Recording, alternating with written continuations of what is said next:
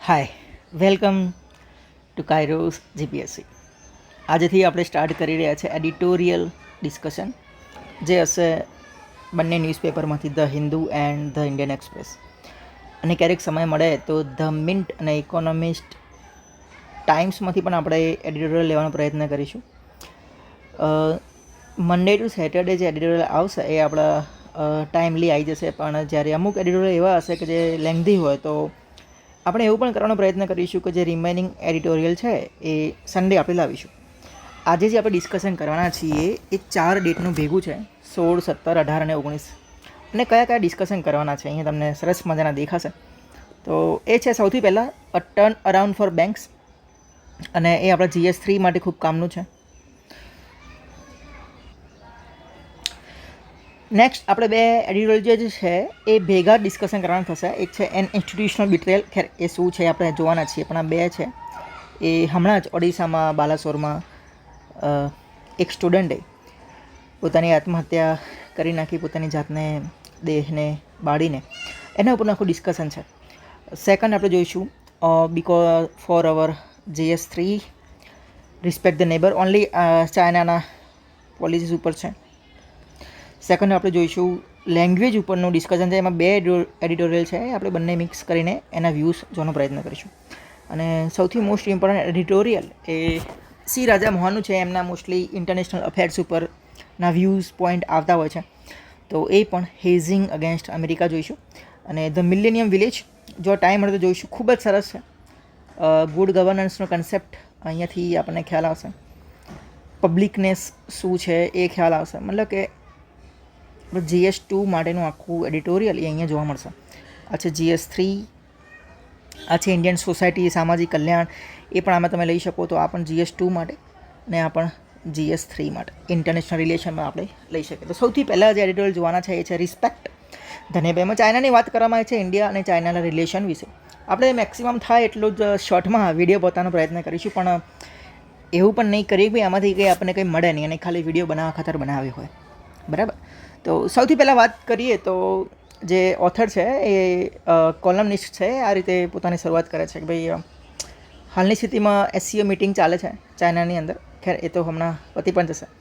અને એમાં જે મીટ થઈ હતી એક્સટર્નલ અફેર્સ મિનિસ્ટર અને ડિફેન્સ મિનિસ્ટર બંને, તો તમને એમના નામ પણ ખબર હશે, S જયશંકર એન્ડ રાજનાથસિંહ. આ જે મુદ્દો ઉઠાવે છે એ છે કે ભાઈ હમણાં ભારતના કાશ્મીરની અંદર પહલગામમાં જે ટેરર અટેક થયો એના પ્રત્યે અલગ અલગ દેશોના વ્યૂઝ પોઈન્ટ આવ્યા.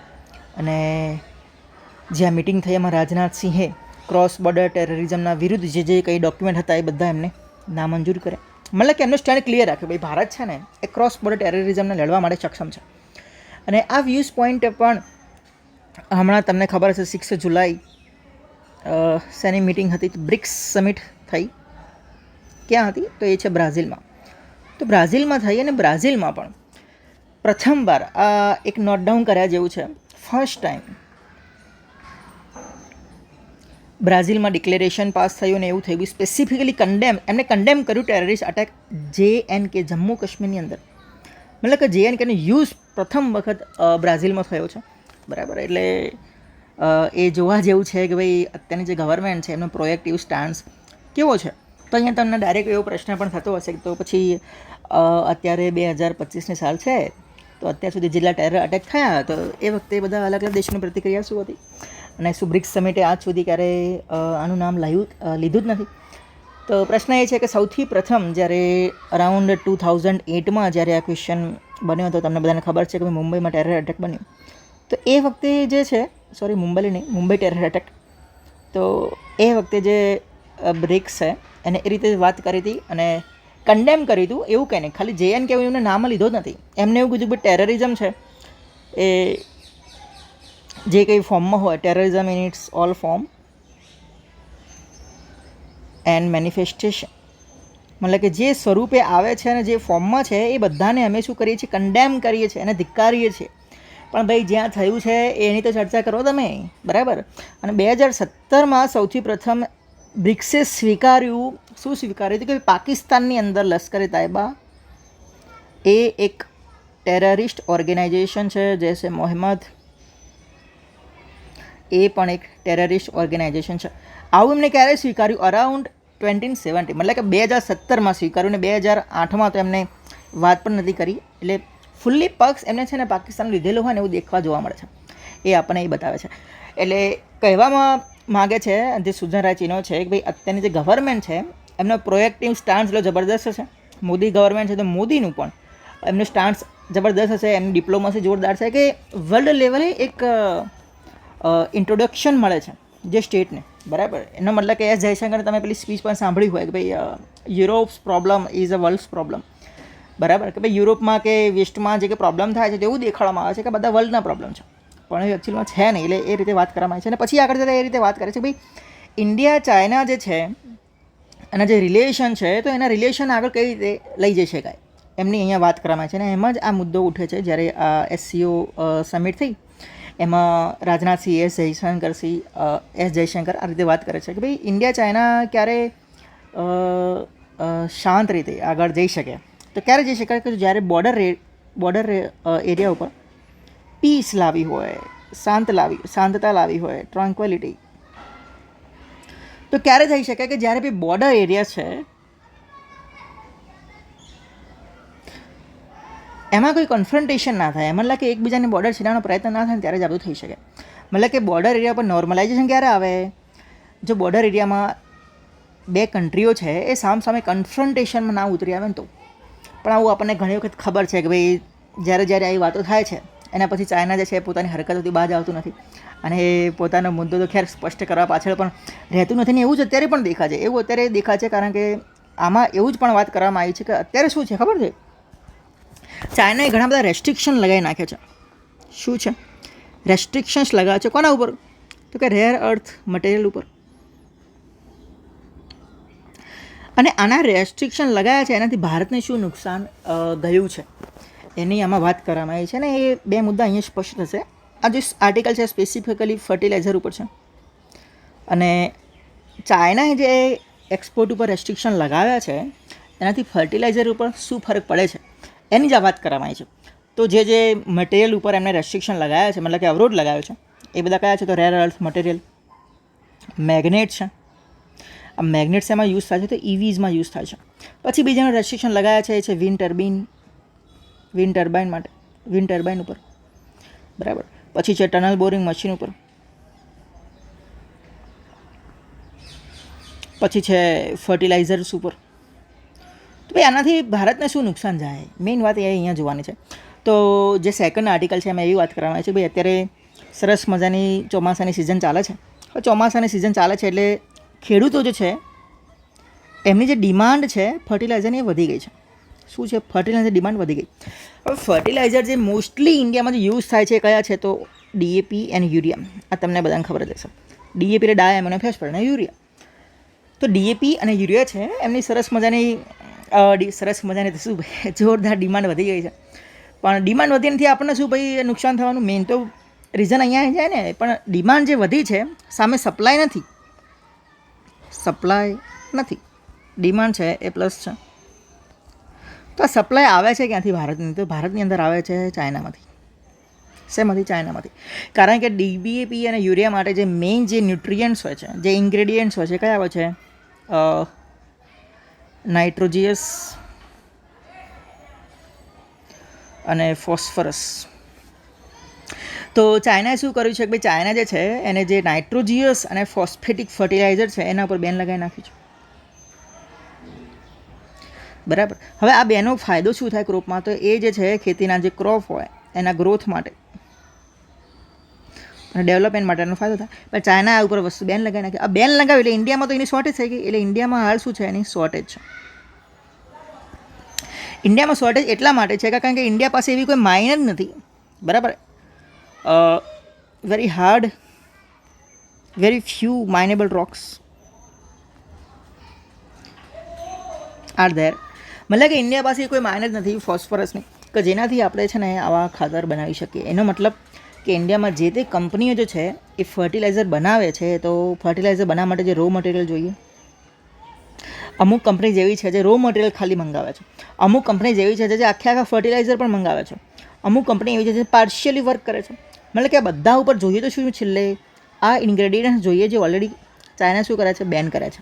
મતલબ કે લેખક એવું કહેવા માગે છે કે ભાઈ જે ફૂડ જોઈએ, જે રો મટીરિયલ જોઈએ ફર્ટિલાઇઝર માટે એ અહીંયા બેન છે. બેન છે એટલે ઇન્ડિયામાં શોર્ટફોલ ક્રિએટ થઈ ગયો છે. શોર્ટફોલ ક્રિએટ થઈ ગયો છે, પણ સામે ખેડૂતોની ડિમાન્ડ વધી છે.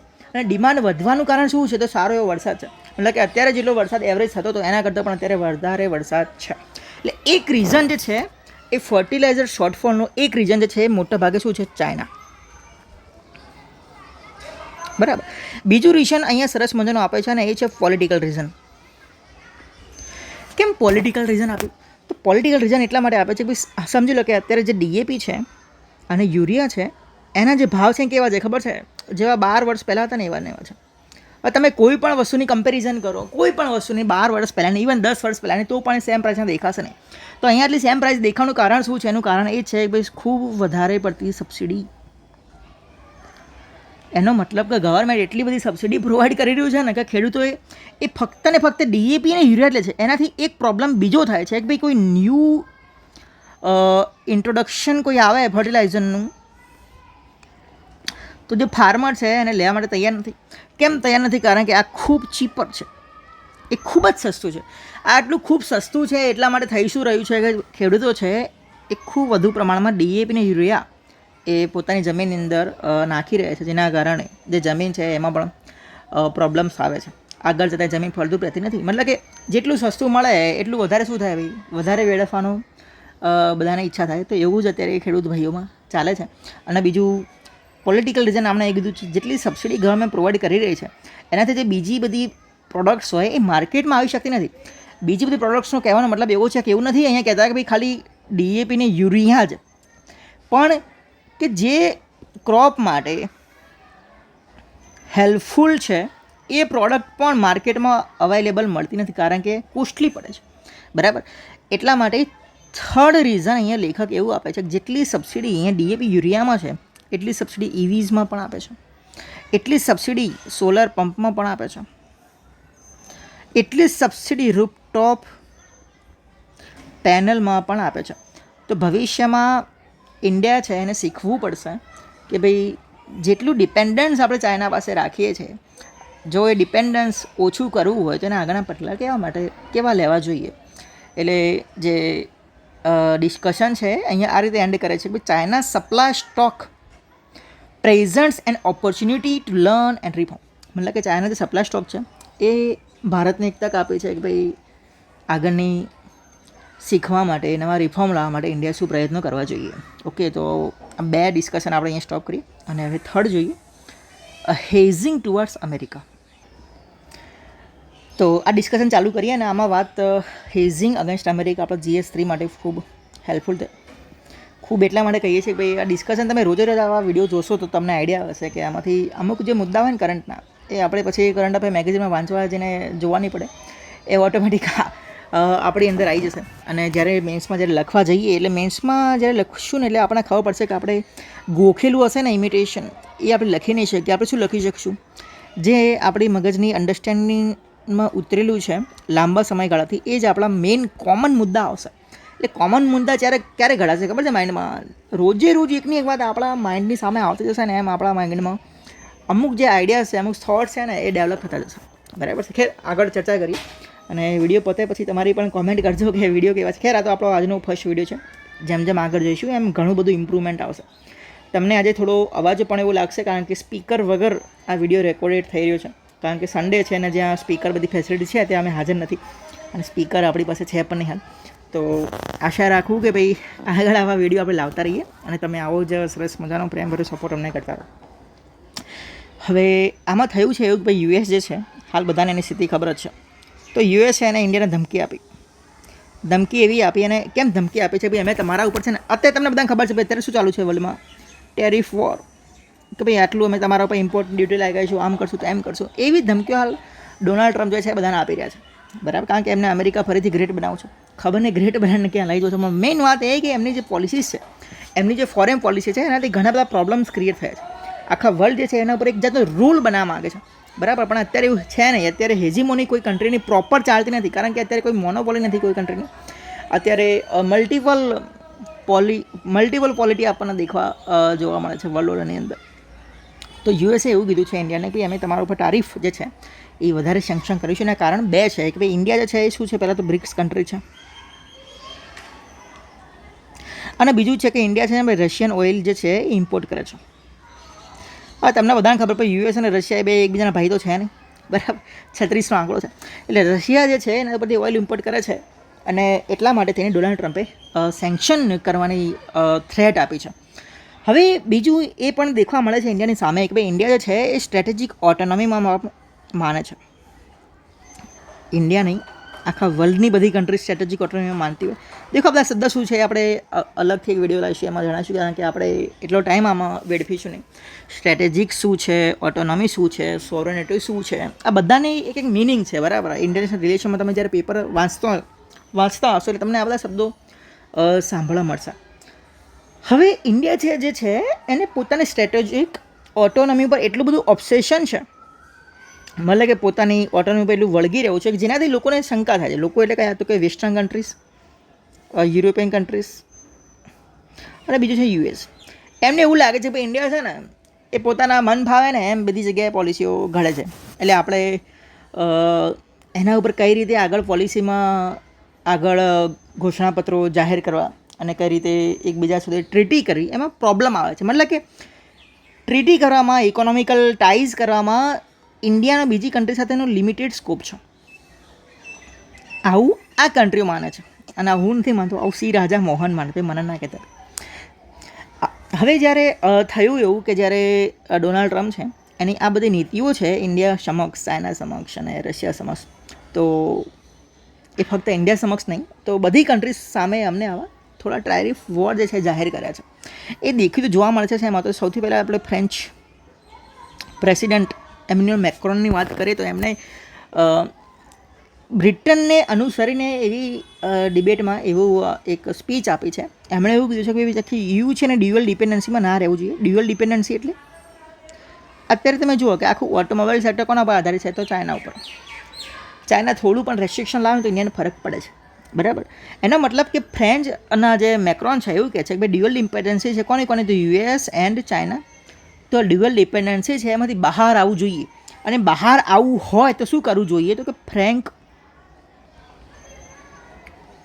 Franco British corporation. એનો મતલબ કે આપણે બધા ભાઈ નજીકમાં રહીએ છીએ તો આપણે બધા કેમ સાથે સાથે પેલું ના કરી શકીએ, આપણે બધા ભેગા થઈને કંઈક અલાઇઝ બનાવીએ ને યાર. તો એમનું કહેવું આવું છે. બીજું એ કે ભાઈ જે આવી વાત એ યુરોપિયન યુનિયનમાં છે. જ્યારે હમણાં નાટોની સમિટ થઈ એટલે તમને બધાને ખબર છે નાટો કન્ટ્રીઝ કયા છે. તો એમાં તો મેઇન ભાઈ આવે એ યુએસ જ આવે, અને બીજા નોર્થ એટલાન્ટિક કન્ટ્રીઝ આવે. તો યુને એવું લાગે છે કે ભાઈ ટ્રમ્પ એ આપણા બાપ જેવા છે, મતલબ કે ડેડી. આવું હમણાં જ લગભગ અરાઉન્ડ 1 મંથ પહેલાં કીધું, અને આવું કીધું જે સમિટમાં એના પછી જ ટ્રમ્પે ફરીથી અરાઉન્ડ 1 વીક પછી જ 1 વીક પછી EU ઉપર છે ને 20% નહીં, અરાઉન્ડ 30% ટારિફ નાખી દીધું. મતલબ જ્યારે આવું કીધું એટલે 30% ટારિફ EU ઉપર ટ્રમ્પે નાખી દીધા. એટલે ભાઈ તમારી જે વખાણ કરે છે એને તમે સંભાળો યાર. જ્યારે આવું કર્યું એટલે EUને તો ધ્રાસકો લાગ્યું, ભાઈ આ શું થયું, બરાબર. એનો મતલબ કે આપણે EUની થોડી ચર્ચા કરી અને ઇન્ડિયાની થોડી ચર્ચા કરી, પણ જેવું આપણે અલાઇઝ જોયા ડોનાલ્ડ ટ્રમ્પના EUમાં, એવું જ એશિયામાં પણ છે. એશિયામાં પણ એના અલાઇઝ છે, અને સૌથી મોટો અલાઇઝ એ છે જાપાન. તો ભાઈ જાપાન જે છે એના પર પણ ડોનાલ્ડ ટ્રમ્પે શું કીધું ખબર છે? ડોનાલ્ડ ટ્રમ્પ છે એને પણ જાપાન ઉપર 25% ટારિફ લગાવી નાખા, જાપાનની વસ્તુઓ ઉપર 25%. હવે જ્યારે આવું લગાવ્યું એટલે જાપાન, હવે તમે જાપાનની જો હિસ્ટ્રી જાણતા હો તો જ્યારે વિશ્વ યુદ્ધ થયું તો સૌથી મોટું અલાઈ જે છે યુએસનું જાપાન બની ગયું. તો 20% ટારિફ ઓન જાપાનીઝ ઇમ્પોર્ટ, બરાબર. એટલે જે જાપાનના જે પ્રેસિડેન્ટ છે એમને એવી વાત કરી સ્પીચમાં કે Tokyo must reduce its dependency on US. મતલબ કે યુએસ ઉપરથી ડિપેન્ડન્સી પોતાની ઓછી કરવી પડશે. આવું કોણે કીધું? તો જાપાનના પ્રાઇમ મિનિસ્ટરે. આવી જ વાત થઈ છે. તો હવે આપણે ઓસ્ટ્રેલિયાની પણ વાત કરી લઈએ. તો ઓસ્ટ્રેલિયાની વાત કરીએ તો ઓસ્ટ્રેલિયા પણ જે છે એ પોતાને યુએસનું અલાઈ માને છે, પણ ઓસ્ટ્રેલિયા ઉપર પણ ટારિફ લગાય અને ઓસ્ટ્રેલિયાએ એવું કહ્યું કે ભાઈ અલાઈવ હોવું એનો મતલબ એવું નથી કે ભાઈ we are the blind followers, we are not the blind followers. તો એમને ઓસ્ટ્રેલિયાવાળાએ પાછી એક નવી નીતિ લાવ્યા કે ભાઈ Australia great again, Australia first approach. અહીંયાથી જાણવા એ મળે છે કે ભાઈ જે ટારિફ વોર ચાલે છે તો યુએસએથી ઇન્ડિયાને તકલીફ પડશે એવું નથી. ઇવન યુએસએના જે જૂના અલાઈસ છે, આખું EU છે, યુરોપિયન કન્ટ્રીઝ છે, એમના ઉપર પણ સેન્કશન જે છે એ લગાવેલા છે. બરાબર. હવે અહીંયાથી એ પ્રશ્ન થાય કે ભાઈ આવા પ્રોબ્લેમ થયા છે તો યુરોપ જે છે અને બીજું છે એશિયા. હવે જે યુરોપ જે છે એને બચવાનું શેનાથી છે? રશિયાથી બચવાનું છે. એશિયન કન્ટ્રી છે એને કોનાથી બચવાનું છે? ચાઇનાથી બચવાનું છે. બરાબર. કારણ કે બે મોટી મોટી કન્ટ્રીઓ છે. હવે ત્રીજી બાજુ જે છે યુએસ, જે બંનેમાં નથી. હવે જો યુરોપને જે છે રશિયાથી બચવું હોય તો યુએસ જોડે સંધિ કરવી પડે. એશિયા જે છે ઇન્ડિયા, પાકિસ્તાન, અફઘાનિસ્તાન, બાંગ્લાદેશ, બર્મા, શ્રીલંકા, બરાબર, આ બધી કન્ટ્રીઓ છે. એમને ચાઇનાના પાવરથી બચવું હોય તો પણ સંધિ કોની પાસે કરવી પડે? યુએસ પાસે. પણ અહીંયા પ્રોબ્લેમ એ છે કે યુએસએ ઓલરેડી બધા જોડે શું નાખી દીધા? ટેરિફ વોર કરી દીધા છે. એટલે તમે થોડું ઘણું પણ જો મગજમાં બેસવું તો તમારા પ્રોબ્લેમ આવે કે ભાઈ હવે આમાં કરવું શું? એક બાજુ ચાઇના છે ને બીજું બાજુ યુએસ છે અને બંને બાજુ ફસાવાનું થાય છે. એટલા માટે યુરોપની કન્ટ્રીએ શું કર્યું તો અહીંયા આપણને ફ્રેન્કો બ્રિટિશ કોલોબરેશન દેખાય છે. બીજી વાત કરીએ તો અહીંયા રાજા મોહન એવું કહે છે કે ભાઈ એશિયન કન્ટ્રીઝ છે ને એમને પોતપોતાના નેબરની અંદર કોલોબરેશન કરવું એ બહુ અઘરું છે. જે રીતે અહીંયા થઈ રહ્યું છે. કેમ અઘરું છે? કારણ કે અહીંયા રિજનલ ઇન્સ્ટિટ્યુશન જે છે અંડર ડેવલપ છે. મતલબ કે જેટલા વિકસિત જે છે એ યુરોપમાં છે એટલા વિકસિત અહીંયા છે નહીં. બીજું કે ચાઇના જે છે એનો જેટલો પાવર છે, એની જેટલી હેજીમોની છે, એના જેટલી પાવરવાળી કોઈ કન્ટ્રી જ નથી, બીજી કોઈ કન્ટ્રી નથી. મતલબ કે ચાઇના અને બીજી કન્ટ્રી વચ્ચે ગેપ કેટલી છે? બહુ વધારે છે. જ્યારે તમે યુરોપમાં જુઓ ને તો યુરોપમાં ફ્રાન્સ જુઓ, જર્મની જુઓ, ઇવન બ્રિટેન જુઓ, તો આ બધી કન્ટ્રી વચ્ચે એટલી બધી ગેપ નથી જેટલી અહીંયા એશિયન કન્ટ્રીઝમાં આપણને દેખાય છે. મતલબ કે એશિયન કન્ટ્રીઝમાં આવું કોલોબરેશન એ બહુ મોટા પાયે થઈ શકે નહીં જે રીતે યુરોપમાં થાય છે. બરાબર. એટલા માટે જે ઇન્ડિયા જે છે એને શું કરવું જોઈએ? તો ઇન્ડિયા શું કરવું જોઈએ? તો ઇન્ડિયાનો વે ફોરવર્ડ એવો છે કે ભાઈ એને જે છે એ વોશિંગ્ટન પાસેથી દૂર જવાની જરૂર નહીં, એની જોડે મંત્રણા ચાલુ રાખવી જોઈએ. બરાબર. શું કરવું જોઈએ? મંત્રણા ચાલુ રાખવી જોઈએ, એના જોડે ટ્રેડિંગ ચાલુ રાખવું જોઈએ. મતલબ કે યુરોપ જે છે યુમાં જે સ્પીચ અપાઈ એમાં એવું નક્કી કર્યું યુરોપિયન કન્ટ્રીઝે કે ભાઈ યુરોપ જે છે ને એમને યુએસ જે છે એનાથી અલગ થવાની જરૂર નથી, પણ કંઈક ડી રિસ્ક શોધવું જોઈએ, ડી રિસ્કટાઇઝ નક્કી કરવી જોઈએ એક બીજી કન્ટ્રી સાથે. એનો મતલબ કે યુએસ જે છે હેરાન ના થાય અને એનું લાગે ને કે ભાઈ અમારા વિરોધમાં પડે છે, પણ એક બીજી કન્ટ્રી જો ટાઈ કરવી જોઈએ. એમ યુએસ જે છે એને અગવડ પડવી જોઈએ નહીં. મતલબ કે એના જોડે સીધું એનાથી દૂર જવાની જરૂર નહીં. એ જ રીતે ઇન્ડિયાએ પણ વોશિંગ્ટન એટલે શું અહીંયા યુએસ લખજો. બરાબર. એમને એવું લખ્યું છે ને મેં ભૂલથી એવું વોશિંગ્ટન લખીને એવું કે ઇન્ડિયા છે એને પણ યુએસથી કંઈ દૂર જવાની જરૂર નથી, પણ એની પાસે મંત્રણા કરવાની તૈયારી રાખવી જોઈએ. અને એ પણ વાત કરી છે કે જો મંત્રણા કરવા બેસે તો ઇન્ડિયા જે છે એને ફેલર માટે પણ પ્રિપેર રહેવું પડશે. કારણ કે ડોનાલ્ડ ટ્રમ્પ પાસે મંત્રણા કરવા બેસવું એનો મતલબ કે ફેલર ગમે ત્યારે આવી શકે. પ્રિપેર રહેવું પડે. અને જો ઇન્ડિયા પ્રિપેર રહેવું પડશે એનો મતલબ એવું ને કે ઇન્ડિયા હજુ સુધી કોઈ દિવસ ફેલર કોઈ દિવસ જોયું જ નથી અને પ્રિપેર થયું નથી. ઇન્ડિયાએ ઘણા બધા ફેલર્સ જોયા છે અને એ ઘણી બધી આવી રીતે સ્ટ્રેટેજિક સરપ્રાઇઝમાં ઇન્ડિયા રહ્યું પણ છે. અને એનું રીઝન આપે છે કે તમે 1962 જુઓ ચાઇના વોર, 1991 જુઓ રશિયાનું જે છે ડીકોલોનાઇઝેશન થયું, ડિસઇન્ટિગ્રેશન થયું અલગ અલગ કન્ટ્રીઝનું, 1990માં નવો એક ઇકોનોમિક ઓર્ડર આવો. બરાબર. આપણને ખબર છે એલપીજી રિફોર્મ્સ આવ્યા છે. એનો મતલબ કે જે ઇન્ડિયા છે એને પ્રિપેર રહેવું પડશે, એને અલગ થવાની કંઈ જરૂર નથી, એને ગભરાવાની જરૂર નથી, પણ ફેલિયર થાય તો એના માટે પ્રિપેર બીજી બધી નીતિઓ પણ અહીંયા તૈયારી રાખવી પડશે. એટલે લાસ્ટમાં એક વર્ડ કહે છે કે ભાઈ નેગોશિએશન કરવા જ્યારે બેસીએ અને જ્યારે ઇન્ડિયા શું શીખવા જેવું છે, નેગોશિએશન જ્યારે કરવા બેસીએ એટલે ડોનાલ્ડ ટ્રમ્પ પાસેથી એ શીખવા જેવું છે કે ભાઈ ધ ગોલ્ડન રૂલ, બહુ મસ્ત આ કહેવાય હવે લખી શકાય એવું છે, the golden rule of any negotiation is the will to walk away. ખરેખર આ વાક્ય શું બતાવે ખબર છે આમ જોવા જઈએ તો કે ભાઈ ગોલ્ડન રૂલ શું છે તો કે તમે જ્યારે નેગોશિએશન કરવા બેસો ને તમારી પાસે એવો પાવર હોવો જોઈએ કે ભાઈ તમે ઊભા થઈને પણ ચાલી શકો. જો પાવર ના હોય ઊભા થઈને ચાલવાનો એનો મતલબ કે તમે એકબીજાની મોનોપોલીમાં સંડોવાઈ ગયા, તમારે એની ગરજ છે ને તમારે બેસવું જ પડે છે. પણ નેગોશિએશન પ્રોપર એ જ્યારે થાય કે તમારી પાસે પાવર હોય અને તમે ઊભા થઈને ચાલી શકો, એટલો પાવર જે છે ઇન્ડિયાએ મેળવવો પડશે, એવું આપણને અહીંયાથી શીખવા મળે. તો 2 ઇન્ટરનેશનલ રિલેશનના આપણે આર્ટિકલ જોયા. હવે નેક્સ્ટ જોઈએ. નેક્સ્ટ આર્ટિકલ છે એ ઇકોનોમીનો છે, આપણને GS2 માટે GS3 માટે હેલ્પફુલ છે. આમાં જે ડિસ્કશન કરવામાં આવેલું છે, પહેલાં તો વાત જ એવી કરવામાં છે ભાઈ બેન્કો જે છે, શિડ્યુલ કમર્શિયલ બેંક, એમનો ક્રેડિટ ગ્રોથ જે છે એ ઓછો થઈ ગયો છે. ક્રેડિટ ગ્રોથ ઓછો તો ભાઈ કેટલો હતો કેટલો થયો તો ભાઈ 17.4% હતો, એમાંથી 9.5% થયો છે.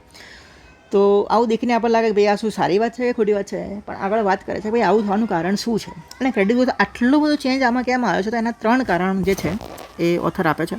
એનું ફર્સ્ટ કારણ જે એ છે કે ભાઈ આરબીઆઈ ડિસિઝન. તો આરબીઆઈના એવા કંઈક ડિસિઝન છે જેનાથી કંઈક ફરક પડ્યો છે. તો આરબીઆઈ તો શું કર્યું છે, તો આરબીઆઈ જે છે અમુક રેસ્ટ્રિક્શન લગાવ્યા છે. કોના ઉપર? તો કે જે અમુક રિસ્ક બેઝડ એન્ટિટીઝ હોય એના ઉપર. એટલે એને અમુક વેઇટ એટલે અહીંયા વજનની વાત નથી, પણ મેઇન એ કે અમુક સેક્ટર એવા છે જે રિસ્કવાળા છે, એના પર રેસ્ટ્રિક્શન લગાવી નાખે છે. ભાઈ એને આપણે લોન પણ થોડી ઓછી આપવાની એવું બધું કર્યું છે, બરાબર. એનો મતલબ કે રેસ્ટ્રિક્શન લગાવે એટલે જે લોન જે છે અમાઉન્ટ છે એ ઓલરેડી ઓછું થઈ ગયું, જે જગ્યાએ જવાનું હોય એનાથી. એટલે અહીંયા ક્રેડિટ ગ્રોથનું પહેલું કારણ આ છે, RBI decision.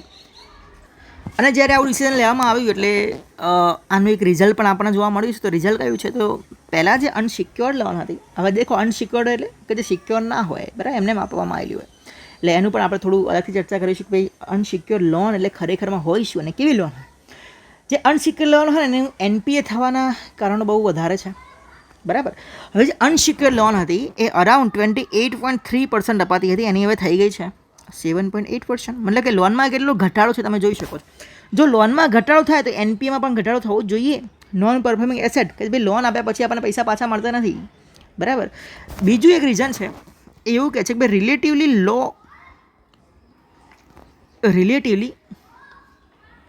Law share of loan. શેમાં? તો કે પ્રાઇવેટ સેક્ટરમાં. પ્રાઇવેટ સેક્ટર પણ શેમાં? તો કે રિટેલ સેક્ટરમાં. મતલબ કે જે પ્રાઇવેટ બેંક જે છે, પ્રાઇવેટ બેંક એમનું લોન આપવાનો જે શેર છે ને રિટેલમાં એ થોડો ઓછો છે, બરાબર. થર્ડ રીઝન એવું કે છે કે પબ્લિક સેક્ટર બેંક છે, એમનો જે ગ્રોથ જે છે ક્રેડિટ ગ્રોથ એ કેટલો છે? તો કે 12.2 છે. પહેલાં કેટલો હતો? તો કે 13.6 હતો. પછી પ્રાઇવેટની વાત કરે છે તો કે પ્રાઇવેટ સેક્ટરનો ગ્રોથ જોઈએ તો કે અત્યારે કેટલો છે? તો કે 9.5%, બરાબર. અને એ અરાઉન્ડ 16 અરાઉન્ડ છે, એક્ઝેક્ટ મને ખ્યાલ નથી, પણ જેટલો હતો એના કરતાં અત્યારે ઓછો છે. આવું થવાનું કારણ શું છે? આવું થવાનું કારણ એ જ કે ભાઈ અહીંયા શું છે, રિસ્ક બેઝડ ક્રેડિટ એ ડાઉન કરી છે, મતલબ કે લોન આપવાની ઓછી કરી છે. તો બીજું અહીંયા એક રીઝન એ કહે છે કે PSBમાં જે છે ક્રેડિટ ગ્રોથ ભલે ઓછો રહ્યો, પણ એની જો કમ્પેરિઝન કરવામાં આવે શેની જોડે, તો એનો ઇન્ક્રીમેન્ટલ ક્રેડિટ જો જોવામાં આવે તો ખૂબ વધ્યો છે. અને જે ઓથર છે કમ્પેરિઝન કરે છે 2025 અને 2018. મતલબ કે 2025માં કેટલો ગ્રોથ છે? તો 56.9%. 2018માં કેટલો હતો? તો કે 20%. તો આ ગ્રોથ આવવાનું કારણ શું છે? તો આ ગ્રોથ આવવાના કારણ મલ્ટિપલ રીઝન છે અને આપે છે કે ભાઈ ગવર્મેન્ટની અમુક સ્ટ્રેટેજીસ છે. એ સ્ટ્રેટેજીસ તો એવું તો કેવું તો વર્ક કરે છે આટલો બધો ગ્રોથ આવી ગયો? તો ભાઈ રિકોગ્નિશન, પછી તમને ખબર હોય કે ભાઈ રિકેપિટલાઇઝેશન કર્યું છે બેંકોનું અમુક, જેમ કે ઉદય સ્કીમ લાવ્યા છે, એમાંથી રિકેપિટલાઇઝેશન કર્યું છે બેંકોનું, બરાબર. આ તમને સ્કીમ પણ ખ્યાલ હોવો જોઈએ. થર્ડ છે રિફોર્મ્સ અમુક લાવે છે. પછી અમુક રિઝોલ્યુશન એવા લાવ્યા છે જેનાથી બેંકોને ફાયદો થાય. મતલબ કે ગવર્મેન્ટ બેંકોમાં આટલું બધું ફાળો, આટલો બધો પ્રોફિટ થવાનું કારણ છે આ ગવર્મેન્ટની સ્ટ્રેટેજીસ, એ આપણી સ્ટ્રેટેજીસ બતાવે છે. હવે અહીંયા બીજી એક પણ વાત અહીંયા જાણવા જેવી છે કે જ્યારે MSMEની વાત કરીએ કે તો બેંક ક્રેડિટ ગ્રોથની વાત કરીએ, પણ અહીંયા એક વસ્તુ ખબર પડે છે કે ભાઈ જે બેંકનો જો ગ્રોસ NPA જોવામાં આવે અને એની જો કમ્પેરિઝન કરવામાં આવે તો એ અત્યારે ઓછો થયો છે. કેવો થયો છે? ઓછો થયો છે. એની કમ્પેરિઝન કરે છે લેખક 2023થી 2025 સાથે. સમજી લો કે 2023માં જો NPA જોઈએ તો કેટલા પર્સન્ટેજ હતો? તો 4%. અને અત્યારે NPA કેટલો છે? તો 2.3%. મતલબ કે અહીંયા શું થયું? ઘટાડો થયો. શેમાં? એનપીએમાં. મતલબ કે નોન પરફોર્મિંગ એસેટ, મતલબ કે દેવાળું ફૂંકી દઈએ ને એનપીએ કહેવાય, તમને બધાને ખ્યાલ જ હશે. એટલે હું એવું ધારીને સમજું છું કે ભાઈ તમે થોડી ઘણી તૈયારી કરીને અહીંયા આવ્યા છો, એટલે મારે એમાં બહુ ડિટેલમાં જવું ના પડે. Okay.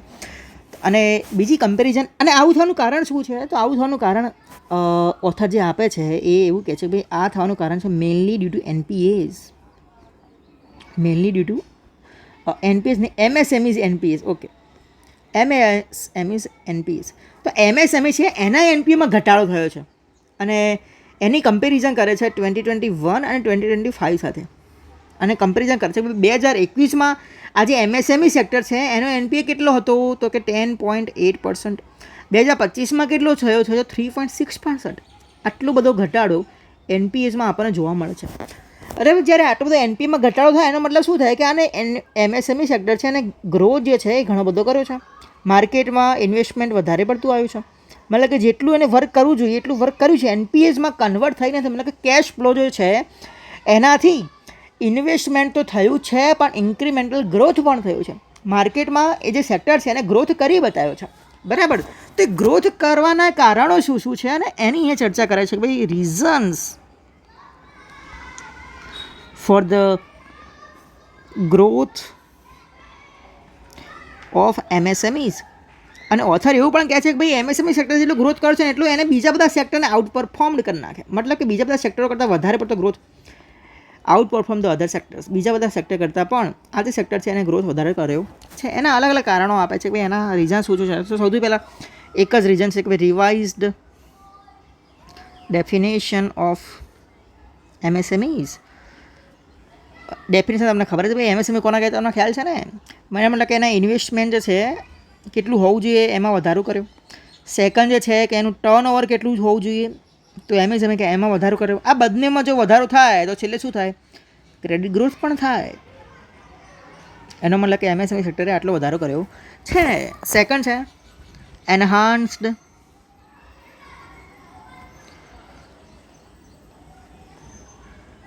Guarantee credit scheme. Third છે એમએસએમઈ સમાધાન પોર્ટલ.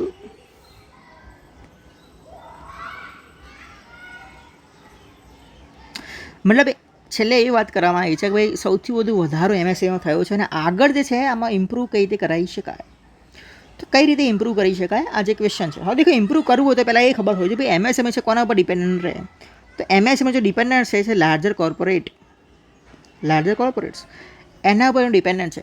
એનાથી જ આખી સપ્લાય ચેન ચાલે છે. મતલબ કે જેટલી સપ્લાય ચેન મજબૂત છે, જેટલી સપ્લાય ચેન મજબૂત એટલું ડેવલપમેન્ટ વધારે. જો સપ્લાય ચેન મજબૂત કરવી હોય તો એમાં થોડાક ટેકનિકલ રિફોર્મ્સ લાવવા જોઈએ. તો ટેકનોલોજીકલ રિફોર્મ્સ આમાં ઇન્ટ્રોડ્યુસ કરો.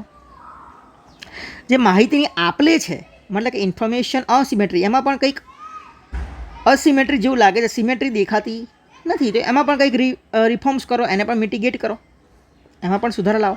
જો આ રીતે કરીએ તો આગળ એમએસએમઈ પણ સેક્ટર જીડીપીમાં વધારે પડતો ગ્રોથ આપતો દેખાશે અને આપણું જે ડેવલપમેન્ટ છે એ પણ આગળ જતું દેખાશે. એટલે મેઇન વાત એ છે કે એનપીએ જે છે એ ઘટ્યું છે. એના બે કારણો છે. બે કારણો એ કે તમે શું કર્યું, રિસ્ક બેઝડ વેઇટ હતું એ ઓછું કરી નાખ્યું, મતલબ કે અનસિક્યોર્ડ લોન જે છે એનો ફાળો ઓછો કરી નાખ્યો. ઓછો કર્યો એટલે એમએસએમઈ સેક્ટર છે એનું એનપીએ જે ઓછું થઈ ગયું.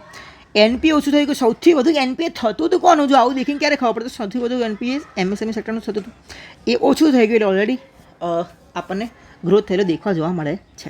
ઓકે, તો સરસ આપણો આ જીએસ3નો કન્સેપ્ટ અહીંયા પૂરો થાય છે આ આર્ટિકલ. હવે આગળ જોઈએ.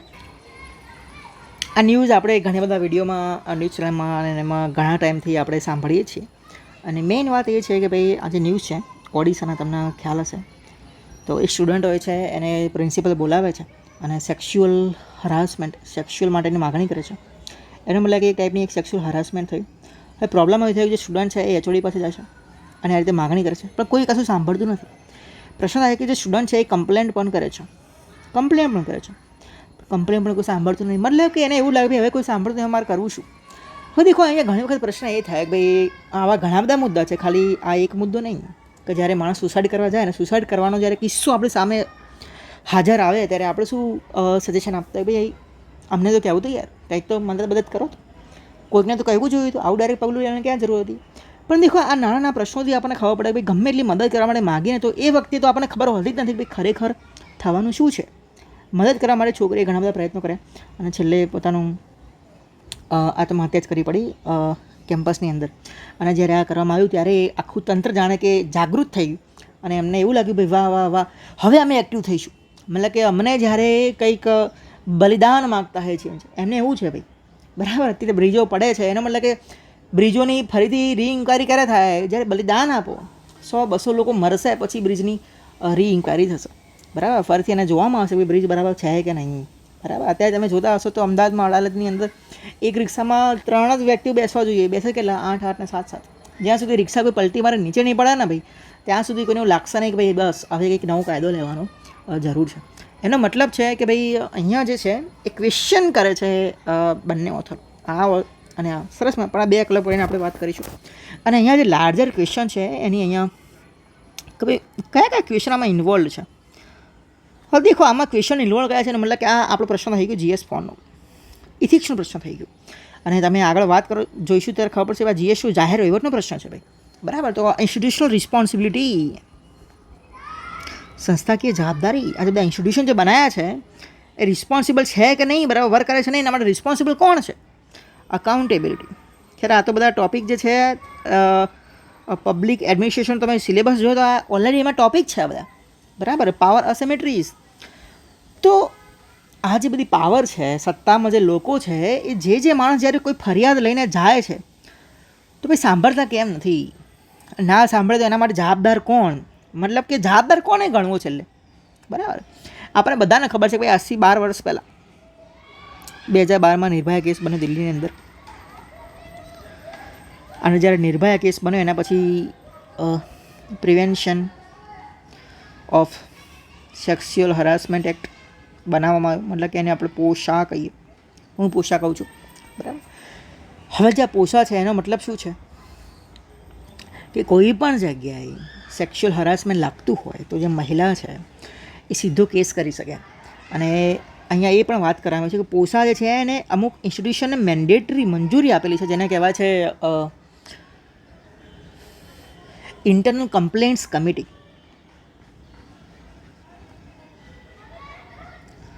Internal complaints committee it is a mandated committee, બરાબર, બાય પોશા એક્ટ. મતલબ કે શું થાય કે ભાઈ વુમન જે છે, વુમનની ફર્સ્ટ લાઇન ઓફ સપોર્ટ કોણ છે? Internal complaints committee. Women's first line of support. બરાબર. હું થોડું લખવામાં થોડું પેલું છું, પણ તમે જે નોટ્સ બનાવતા હો તો પ્રોપર પોઈન્ટ ટુ પોઈન્ટ બનાવજો. હું તમને PDF પણ ટેલિગ્રામમાં શેર કરી દઈશ. એટલે સૌથી પહેલી કમિટી કઈ છે તો દેખામાં આવે ઇન્ટરનેશનલ કમ્પ્લેન્ટ કમિટી. પણ આ જોયા ભાઈ શું લાગે તો ભાઈ અહીંયા જે આટલી સજેશન માગ્યા વુમને પોતાના સેક્સ્યુઅલ હરાસમેન્ટના કેસમાં આપણે બધા પાસે મદદ પણ માગી, પણ કોઈ સાંભળે નહીં. તો એને મતલબ કે આ કેવું છે, આ ઇનએક્ટિવ હોય ને એવું લાગે છે ઘણી બધી જગ્યાએ. અને આવ્યું નહીં ખાલી કોલેજ માટે, કોલેજમાં, યુનિવર્સિટીમાં, ઇવન વર્ક પ્લેસમાં પણ સૌથી પહેલો તમે આને કોન્ટેક્ટ કરો, બરાબર. પણ આવ્યું લાગે ભાઈ આ ઇનએક્ટિવ છે, કોઈ તો એટલી કોમ્પ્લેક્સ છે કે આપણને ખબર જ ના પડે કે અહીંયા ફરિયાદ કરવી કે ના કરવી. મેઇન વાત એ કે જ્યારે આવો કોઈ કાયદા થાય છે, આવો કોઈ કિસ્સાઓ થાય છે એટલે આખું તંત્ર જે છે આમ સફળ જાગતું થાય કે ભાઈ હવે થયું, બરાબર. આના ઉપરથી જે કંઈ SCA 2023માં જજમેન્ટ આપ્યું હતું, જ્યારે એમને ડિરેક્શન બહાર પાડી હતી અલગ અલગ ઇન્સ્ટિટ્યુશન માટે. અને એમાં લખી દીધું ટાઈમ બાઉન્ડ એક્સરસાઇઝ. મતલબ કે જે કોઈ એક્સરસાઇઝ કરવામાં આવે છે ટાઈમ બાઉન્ડ હોવી જોઈએ. મતલબ ટાઈમ બાઉન્ડ એટલે શું? આ કેસમાં તમે લઈ લો, છોકરી છે એને આત્મહત્યા ક્યારે કરી તો ટાઈમ વયો ગયો, લિમિટ પાસ થઈ ગઈ, પછી એને આત્મહત્યા કરી. પણ જે વખતે કોઈ કમ્પ્લેન આવે છે તો કેટલા ટાઈમમાં એ કમ્પ્લેન છે એનો સુધાર આવે છે કે નહીં, એ કમ્પ્લેન જે છે એ પૂરી થાય છે કે નહીં, એનો કોઈ નિવાડો લાવવામાં આવે છે કે નહીં, આ બધી વસ્તુને કહેવાય ટાઈમ બાઉન્ડ એક્સરસાઇઝ. મતલબ કે તમે અત્યારે વાત કરો મહિના પછી એનો કોઈ સજેશન એનો કોઈ મતલબ નહીં, ત્યાં સુધી કામ પતી ગયું હોય, બરાબર. એમાં સુપ્રીમ કોર્ટે વાત કરી કે અને ડિરેક્શન આપી દીધું કે જે બધા પબ્લિક અને પ્રાઇવેટ બોડી છે એ ખરેખર પોશા એક્ટ છે એને સુસંગત છે કે નહીં. અને પછી એમને એક સ્ટેટમેન્ટ આપ્યું કે a law can not alone ensure dignity and respect. આ ખરેખર તમારે લખાઈ દેવું છે. હા ભાઈ, આ બધી જગ્યાએ લખી શકાય મેન્સમાં. દેખો જેટલું આપણે કોર્ટને બધા ઉપર ધ્યાન આપીએ ને વધારે, એના કરતાં જે જજમેન્ટ આવતા હોય છે ને SCના, એના અમુક જજમેન્ટ લખીને તો બહુ ઓથેન્ટિક લાગશે. એટલે તમે જ્યારે આવા જજમેન્ટ આવે, ખેર મેં તમને પહેલાં પણ કહ્યું હતું, પણ સોરી કે ભાઈ હું જજમેન્ટ ઉપર આખી પ્લેલિસ્ટ બનાવવાનો છું, અલગ અલગ જેટલા જજમેન્ટ પેમેન્ટ આવ્યા છે એના ઉપર. એટલે તમે પણ થોડું સજેશન કરો કે મારે ક્યાંથી ચાલુ કરવું. કે તમે જરા ફીડબેક આપો એટલે અમને પણ મજા આવે, અમને ખબર પડે કે ભાઈ શું જોવે છે તમારે, બરાબર. તો a law can not alone ensure dignity and respect. ખાલી કાયદાથી કંઈ નહીં થાય. મતલબ કે ભાઈ અહીંયા જે કંઈ ચાલે છે તો ખાલી ને ખાલી કાયદો બનાવી નાખે એનાથી નહીં થાય. દરેકે દરેક ઇન્સ્ટિટ્યુશન છે એને શું કરવું પડશે? એકાઉન્ટેબલ બનવું પડશે, રિસ્પોન્સિબલ બનવું છે. એકાઉન્ટેબલ જ્યારે બનશે ત્યારે થશે, બરાબર. આપણે કહીએ છીએ કે ભાઈ આમને કોઈને કહ્યું હોત તો, આમ કર્યું હોત તો. આપણને ખબર છે કે ભાઈ 2012 પછી પોષણ એક્ટ આવ્યો, એના પછી 2023માં આપણને પેલી મૂવમેન્ટ ખબર છે, મી ટુ મૂવમેન્ટ.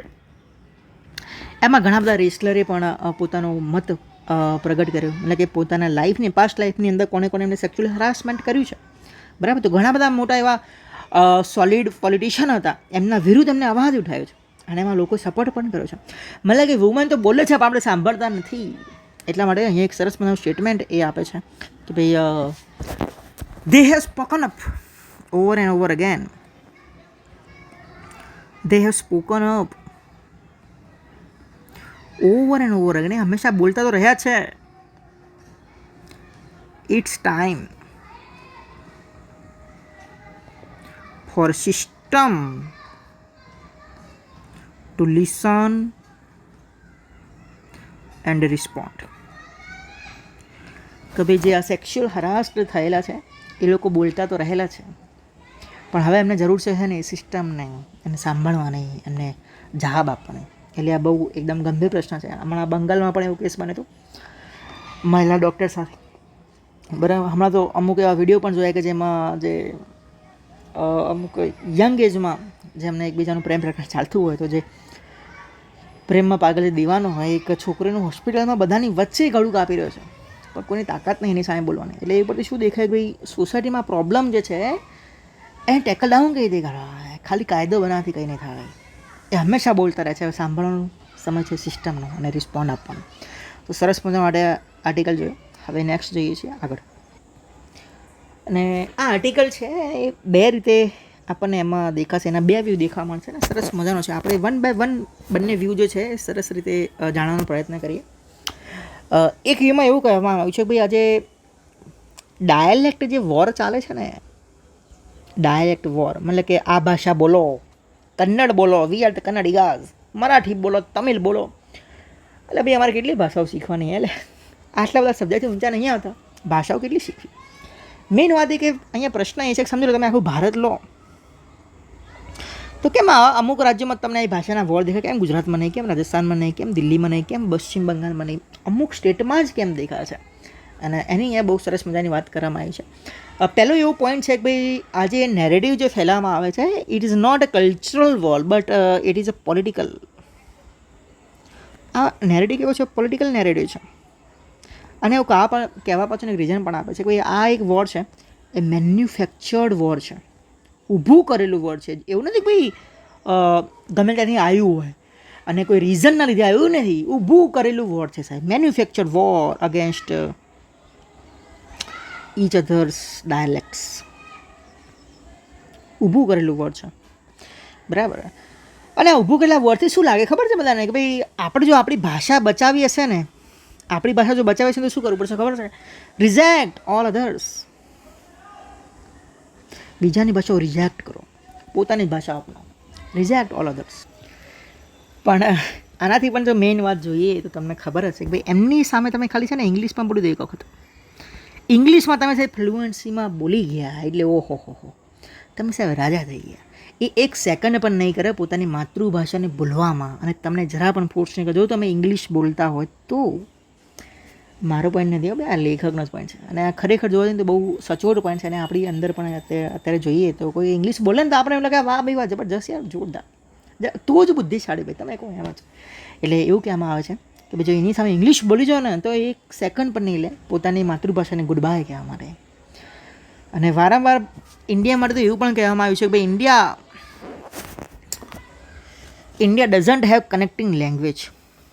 કે ભાઈ ઇન્ડિયા પાસે છે ને આખું દેશને જોડી શકે ને એ ભાષા નથી, આવું કહેવામાં આવેલું છે. આવું દરેક વખતે કહેવામાં આવેલું છે, બરાબર. આમાંથી પ્રોબ્લેમ શું થાય ખબર છે? નવી નવી ભાષામાં સમજી લો કે અહીંયાથી આપણે ગુજરાતમાં રહેતા હોઈએ, આપણે કોઈક આઈટી ડેવલપર આપણા રિલેટિવમાં હશે, તમે પણ કદાચ હોય છો.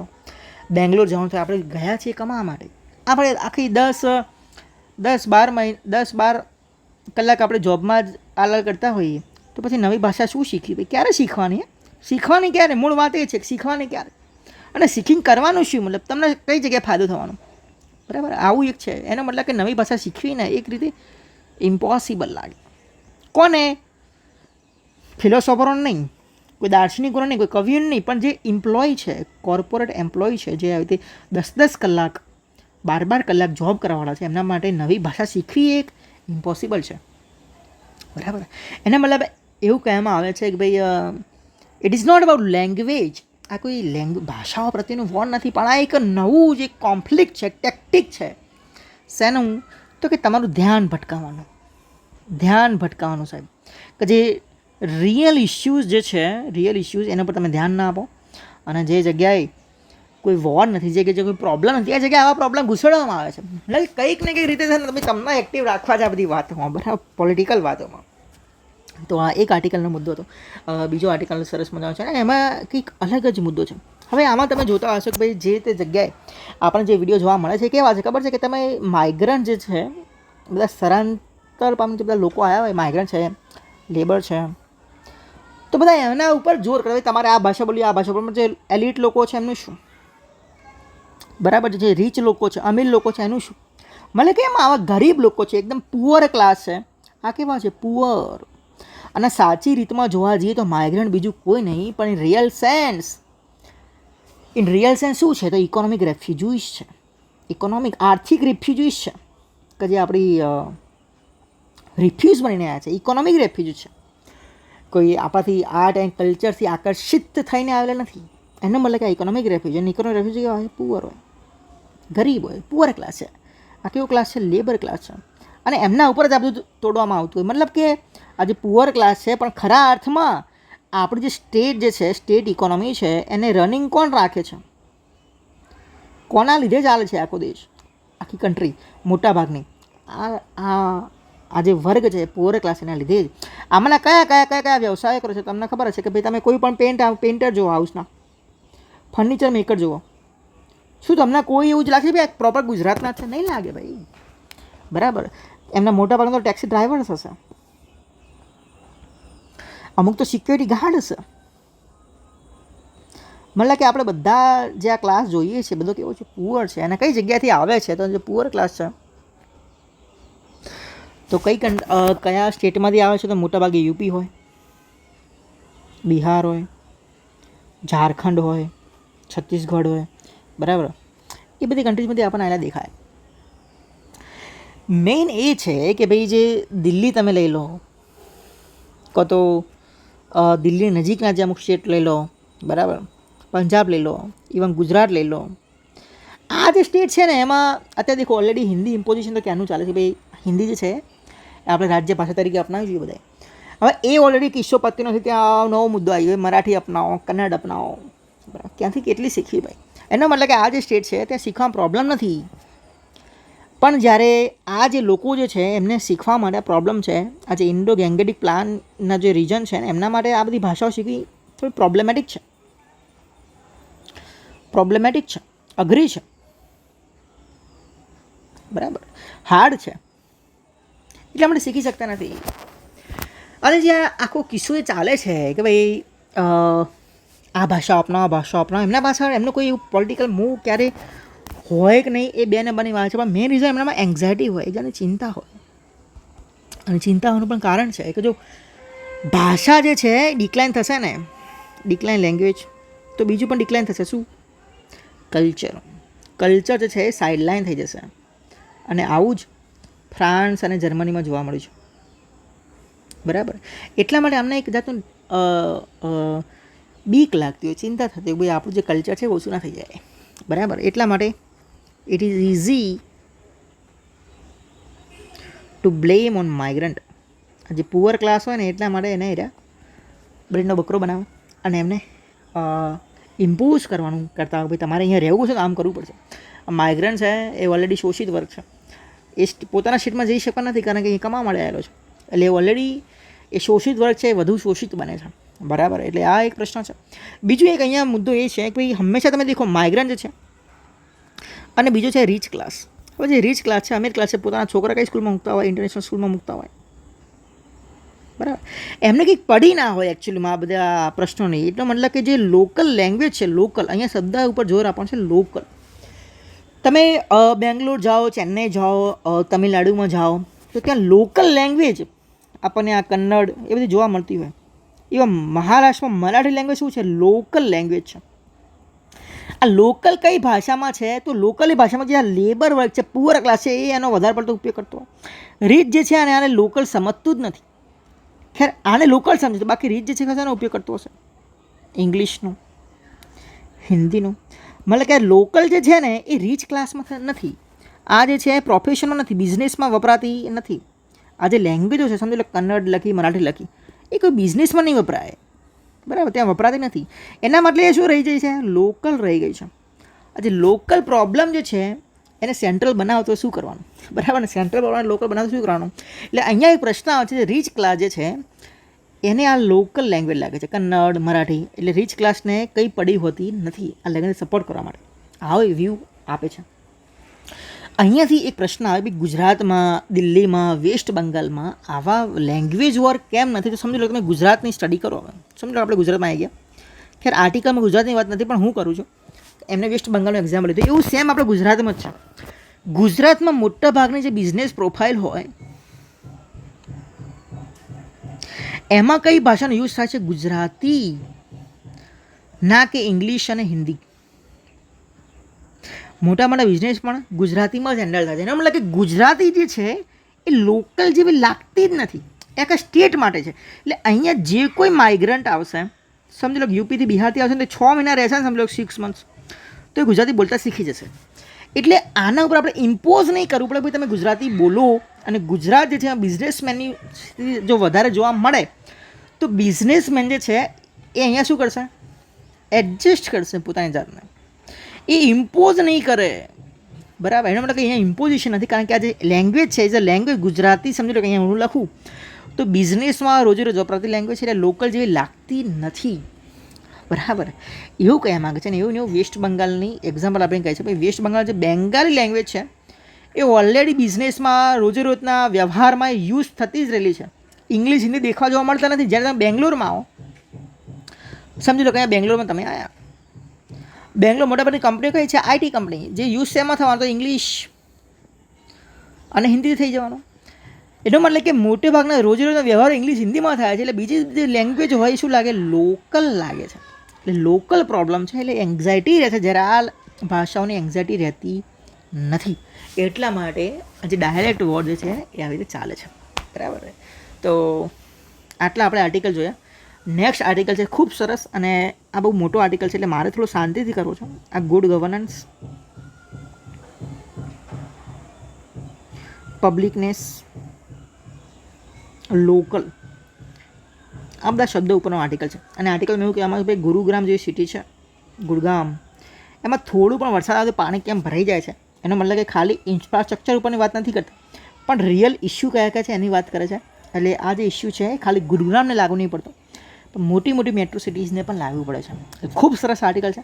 એ આપણે નેક્સ્ટ જ્યારે ટાઈમ મળે ત્યારે જોઈશું. રોજે રાત જોવાના છીએ. એના સિવાય જો થોડો ટાઈમ હોય તો આ પણ આર્ટિકલ આપણે સાથે લઈ લઈશું.